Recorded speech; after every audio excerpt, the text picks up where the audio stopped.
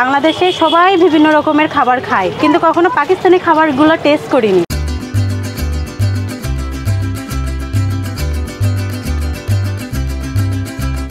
এখানে আসলে যে কারো মন ভালো হয়ে যাবে, এক কথায়। হাতের নাগালে একটা বাজেট দিচ্ছি যাতে এই জিনিসটা সবাই টেস্ট করতে পারে। আমি যখন ব্যবসা শুরু করি তখন আমাদের পকেটে ছিল 500 টাকা। যশোরে ভোজন রসিকদের পছন্দের ঠিকানা প্যারিস রোড। সন্ধ্যা নামতেই সেখানে শুরু হয় খাবারের উৎসব। ঝলমলে আলোয় আলোকিত এই সড়কে মানুষের ভিড় যেন ঢেউয়ের মতো বাড়তে থাকে।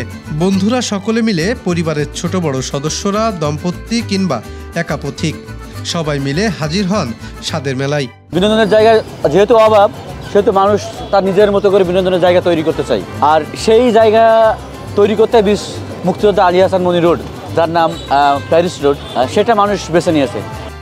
দেশি বিদেশি, ঐতিহ্যবাহী কিংবা আধুনিক সব ধরনের খাবারের স্টল সাজে এখানে। রেস্টুরেন্টে আপনি একটা বার্গার খাচ্ছেন 120 টাকা থেকে শুরু, আমার মনে হয় না তার কমে কোথাও আপনি পাবেন। সেই সেম বার্গার আমরা এখানে দিচ্ছি 100 টাকায়, স্টুডেন্ট বাজেটে। পাকিস্তানি রান্নাঘরের কারণটা হলো, প্রথমত ওখানে আমার নানু বাসা, আমার জন্মস্থান ওখানে। বাংলাদেশে সবাই বিভিন্ন রকমের খাবার খায়, কিন্তু কখনো পাকিস্তানি খাবারগুলো টেস্ট করিনি। সেইগুলোকে আমি নতুনভাবে নতুন রূপে ধারণ দেওয়ার জন্য পাকিস্তানি রান্নাঘরটাকে নতুন আইটেমে এবং নতুন কারণে আপনাকে দিচ্ছি। পাকিস্তানি তান্দুরি, চট্টগ্রামের কালাভুনা, বেনাপোলের বাগের চা আর সমুদ্রের তাজা মাছ, যা চাবেন সবই পাবেন এই একই রাস্তার মধ্যে। প্রতিনিয়তই বেরেস্তা করেই আছে, মাংসটা রান্না করি, এর জন্য আমার ফুড কোর্টের নামই বেরেস্তা দেওয়া। সম্পূর্ণ খাঁটি গরুর দুধের চা, এটা সবাই মানুষ সবাই খুব পছন্দ করে বা প্রশংসাও করে, এই জন্য এর নামটা বাগের চা। এক কথায় এই প্যারিস রোডে আমার যে অভিজ্ঞতা, সেটা অসাধারণ। শুধু খাবার নয়, এখানকার মানুষ, তাদের গল্প, তাদের স্বপ্ন প্যারিস রোডকে এতটা বিশেষ করে তুলেছে।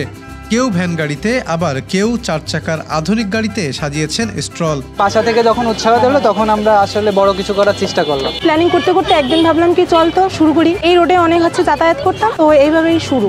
বন্ধুদের সঙ্গে আড্ডা, পরিবারের সঙ্গে সময় কাটানো, সব মিলিয়ে প্যারিস রোড কেবল খাবারের জায়গা নয়, এটি মানুষের মিলন মেলা। মহিউদ্দিন সানি, গ্রামের কাগজ।